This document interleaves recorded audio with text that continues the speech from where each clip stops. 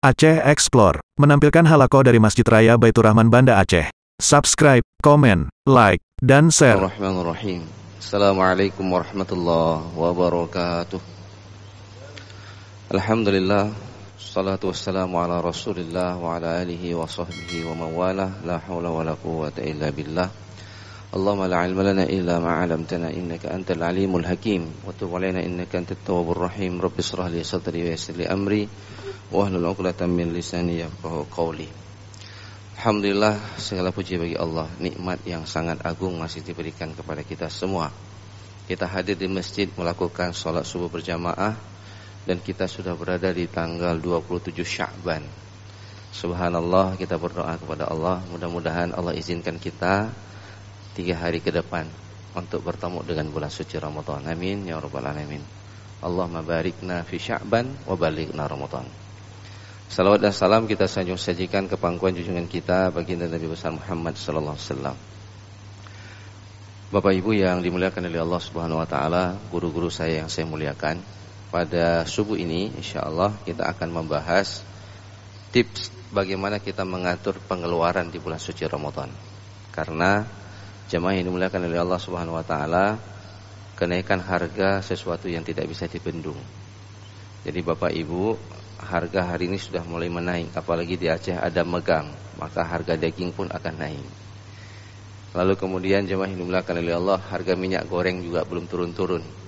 Tidak mungkin selama bulan Ramadan kita nggak rebus semua terus ya. Oleh karena itu jemaah yang dimuliakan oleh Allah Subhanahu wa taala, bagaimana kita mengelola keuangan di dalam bulan suci Ramadan. Jemaah yang dimuliakan oleh Allah, tapi sebelum masuk ke situ, kita perlu mengingat sebuah hadis Rasulullah ketika hadis ini insyaallah minggu depan, hari Rabu depan di bulan suci Ramadan akan saya bahas dengan lebih mendetil. Pada pagi ini hanya sebagai pengantar saja. Rasulullah naik ke atas mimbar, lalu beliau mengungkapkan amin, anak tangga pertama, anak tangga kedua, anak tangga ketiga. Sahabat tanya sama Rasulullah setelah turun dari mimbar, kami enggak pernah dengar ya Rasul engkau mengucapkan amin ketika naik ke atas mimbar. Apa gerangan? Maka Rasulullah mengatakan, ketika aku sedang naik, datang malaikat Jibril. Dia berdoa dan minta aku untuk mengaminkan doanya. Jadi yang berdoa ini adalah malaikat Jibril yang mengaminkan Rasulullah. Bagaimana kedudukan doa ini? Tidak mungkin ditolak oleh Allah Subhanahu wa taala. Apa doanya? Bu'dun man adraka Ramadan falam yughfaru lahu. Celakalah orang yang bertemu dengan bulan suci Ramadan tapi dia tidak mendapatkan pengampunan dari Allah. Bapak Ibu yang dimuliakan oleh Allah, dalam 12 bulan Allah Subhanahu wa taala memberikan hari-hari yang mulia, dan hari yang paling mulia itu adanya di bulan suci Ramadan. Itu prime time, di mana Allah Subhanahu wa taala mengoffer semua kebaikan yang kita lakukan di dalam bulan suci Ramadan itu di top up pahalanya oleh Allah Subhanahu wa taala. Lalu pintu surga dibuka, pintu neraka ditutup. Keinginan kita untuk melakukan kebaikan itu sudah dianggap kebaikan yang berlipat ganda pahalanya. Tapi kalau kemudian di bulan suci Ramadan ini Allah haramkan kita mendapatkan pahalanya, pertanyaannya di hari apa dan di bulan apa kita bisa mendapatkan taubat kepada Allah Subhanahu wa taala. Jadi jamaah yang dimuliakan oleh Allah Subhanahu wa taala, karena itu prime time, maka kita harus mengatur perencanaan yang baik untuk menghadapi Ramadan ini. Bagaimana kita menjadikan Ramadan ini adalah Ramadan terbaik sepanjang hidup kita. Umur kita semakin tua. Saya teringat ada sebuah hadis Rasulullah menceritakan, jadi ada seorang sahabat itu berjihad di jalan Allah, 2 orang. Satu meninggal syahid, satu lagi masih hidup. Dia hidup, pulang, kembali normal, lalu dia bertemu dengan bulan suci Ramadan. Setelah Ramadan dia meninggal dunia.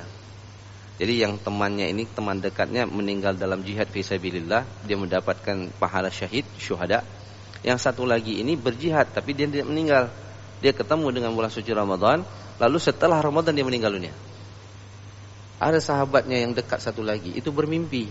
Ternyata yang kedua ini duluan masuk surga dibandingkan yang pertama meninggal dunia. Gelisah dia. Lalu kemudian dia datang kepada Rasulullah bertanya, ya Rasulullah, aku bermimpi bahwa ada 2 orang ini, yang satu syahid di medan tempur, tapi kenapa dia masuk surga?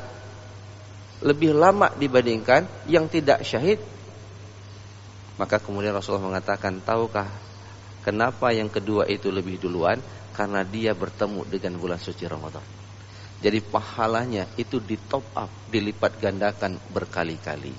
Nah, jemaah yang dimuliakan oleh Allah, untuk itu kemudian jangan sampai kemudian kesibukan kita cari pangganan buka puasa, kebutuhan kita untuk hari raya membuat kita tidak bisa mengambil prime time ini dengan begitu baik. Jadi misalnya ya kita sedang i'tikaf di 10 malam terakhir, ada di antara kita sibuk untuk membeli baju hari raya bagi anaknya.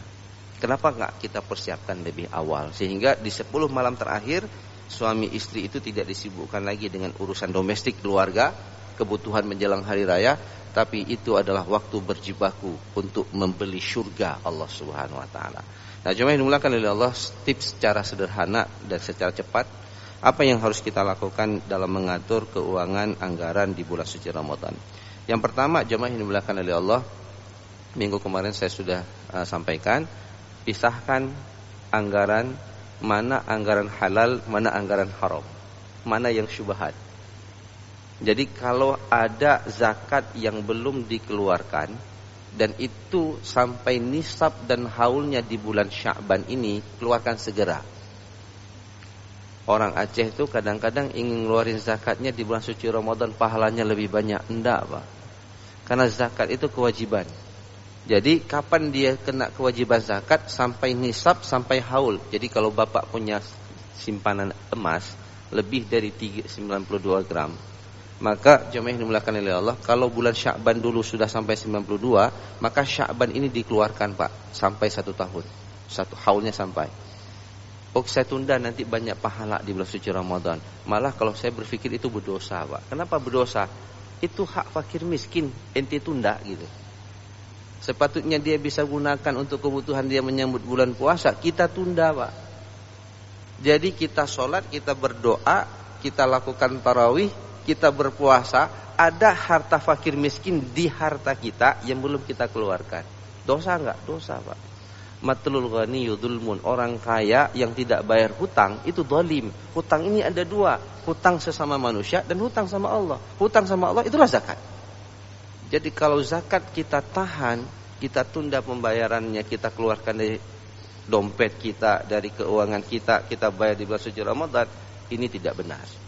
Jadi jemaah yang dimuliakan oleh Allah, kepada para pendengar Radio Baitur Rahman dan RRI, jikalau kita ingin menghitung ya pendapatan kita yang itu bukan jatuh temponya di bulan Ramadan, silahkan. Tapi ada orang juga dia menghitung dari Ramadan ke Ramadan, itu tidak ada problem. Tapi kalau kemudian kita menghitungnya tidak haulnya sampai emas, tabungan emas kita itu sampai di bulan Sya'ban, maka di bulan Sya'ban berikutnya kita harus mengeluarkan. Jadi kita pisahkan dulu. Jangan sampai kemudian kita berpuasa, konsumsi makanan yang kita gunakan, yang kita pakai, yang kita belikan makanan buka puasa, itu sumbernya haram. Yakinilah bahwa kalau itu yang kita lakukan, ibadah kita tidak diterima selama 40 hari. Ramadan itu cuma 30 hari. Jadi itu yang pertama. Tips yang pertama, nah sekarang verifikasi nih, mana harta halal, tumpukan uangnya nih, ini uang yang halal yang aku gunakan untuk ibadah puasa. Kemudian yang kedua, jamaah yang dimuliakan oleh Allah Subhanahu wa taala, khususnya para ibu-ibu, buat perencanaan pengeluaran, khususnya untuk jamaah yang dimuliakan oleh Allah Subhanahu wa taala berbuka. Karena memang kalau logika kita berpuasa itu hemat, Pak. Kalau sekarang nih habis subuh kita ngopi nih, Pak. Ada spend pengeluaran. Nanti makan siang ada pengeluaran. Nah sekarang ketika kita beribadah puasa, itu kan tidak ada pengeluarannya. Tapi ternyata kalau kita lihat cash flow kita, itu pengeluaran kita di bulan suci Ramadan itu lebih besar. Kenapa itu terjadi? Karena ketika kita berbuka, kita membeli sesuatu yang kita tidak butuhkan. Kenapa kita beli? Karena keinginan, bukan kebutuhan. Karena hawa nafsu. Jadi terjadi pembalasan dendam ketika buka puasa. Maka jemaah yang dimuliakan oleh Allah, ibu-ibu, itu dibuat perencanaan kira-kira untuk buka puasa dan sahur itu berapa angka minimum atau angka maksimum yang harus dikeluarkan. Misalnya kita punya anak 2, suami istri, maka pengeluarannya satu hari untuk berbuka puasa itu 100.000 misalnya. Berarti kalau selama 30 hari berarti 3 juta. Maka usahakan tidak ada spend. Kenapa? Ini kaitannya nanti dengan perencanaan yang kedua. Berapa infak yang ingin kita keluarkan di bulan suci Ramadan? Saya sering memberikan ilustrasi, jemaah yang dimuliakan oleh Allah. Nikmat kali kita sholat di masjid ini. Ada AC-nya, dinginnya, ada imamnya, ada penceramahnya, Masya Allah.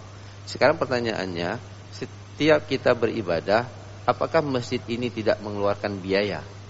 Mulai tempat wudhu, tukang parkir, semuanya. Kan ada biaya yang dikeluarkan oleh masjid.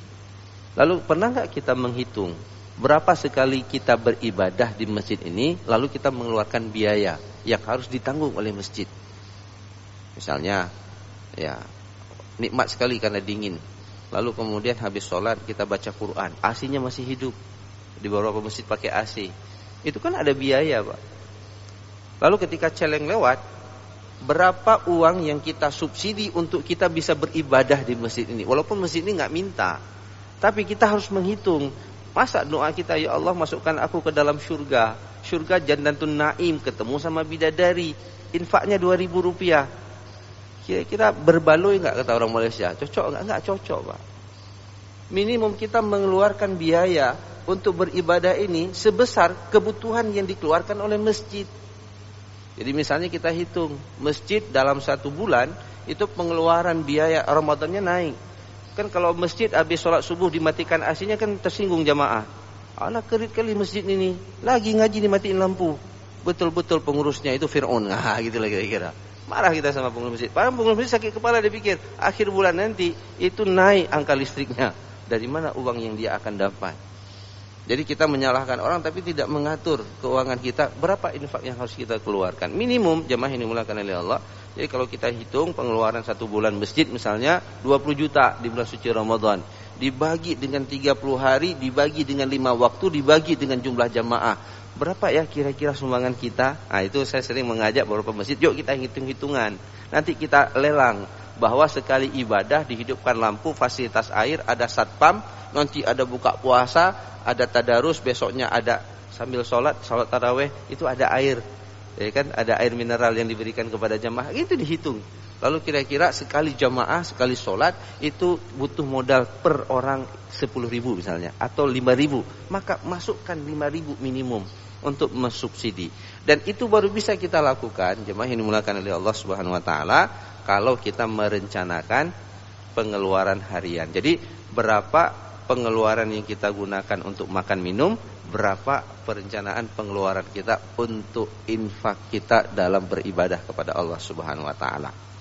Kemudian yang ketiga, jemaah yang dimuliakan oleh Allah Subhanahu wa taala. Jadi yang pertama tadi kita memisahkan mana harta halal, mana harta haram.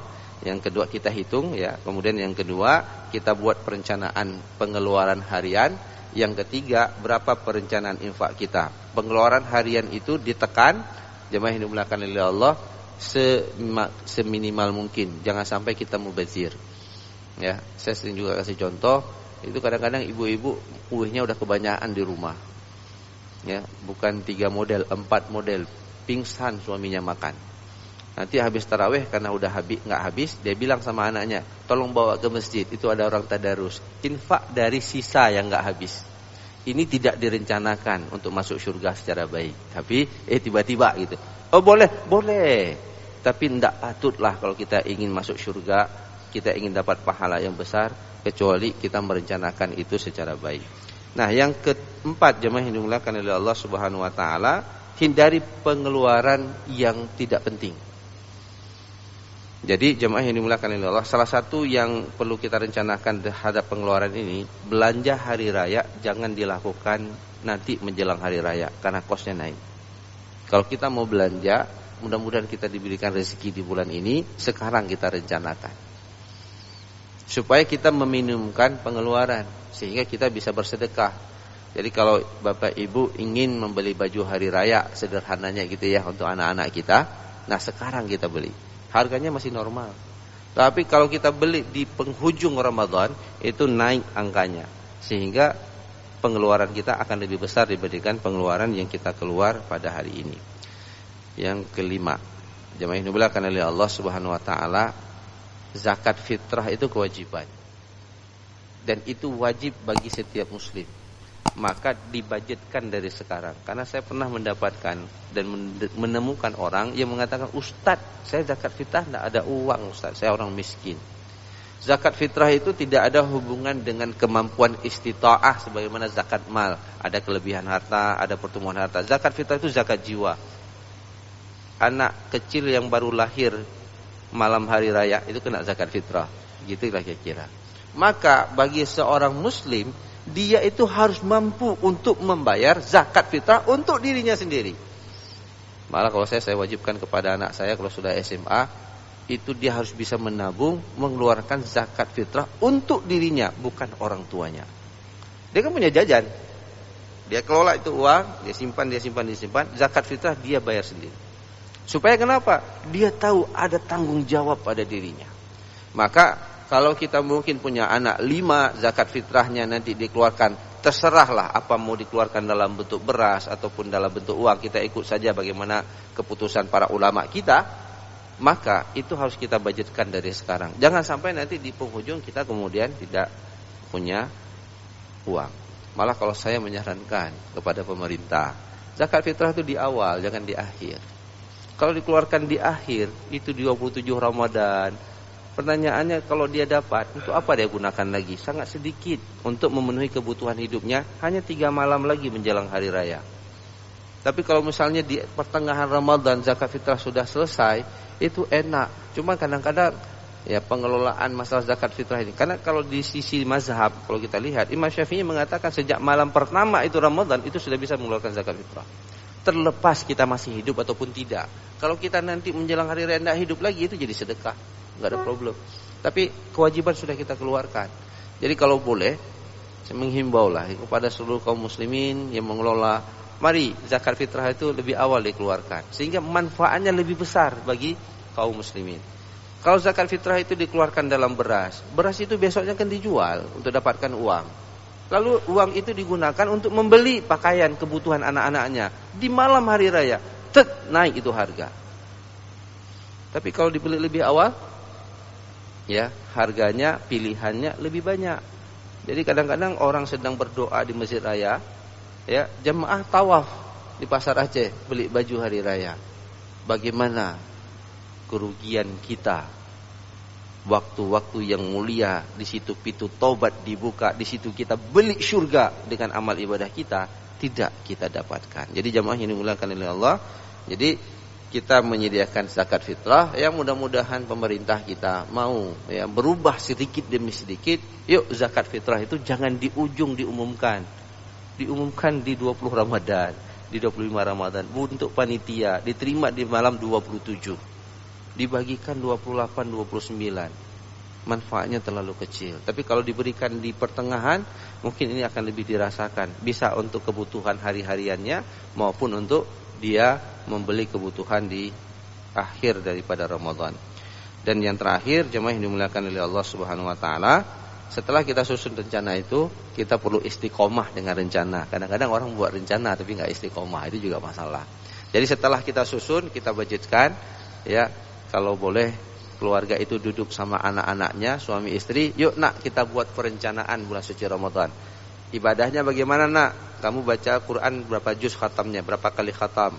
Kemudian hafalannya bagaimana? Bapaknya bagaimana? Tahajudnya, qiyamul lailnya bagaimana? Ditanya, iktikaf nak nanti mau di mana? Di masjid mana? Berapa malam? Gitulah kira-kira.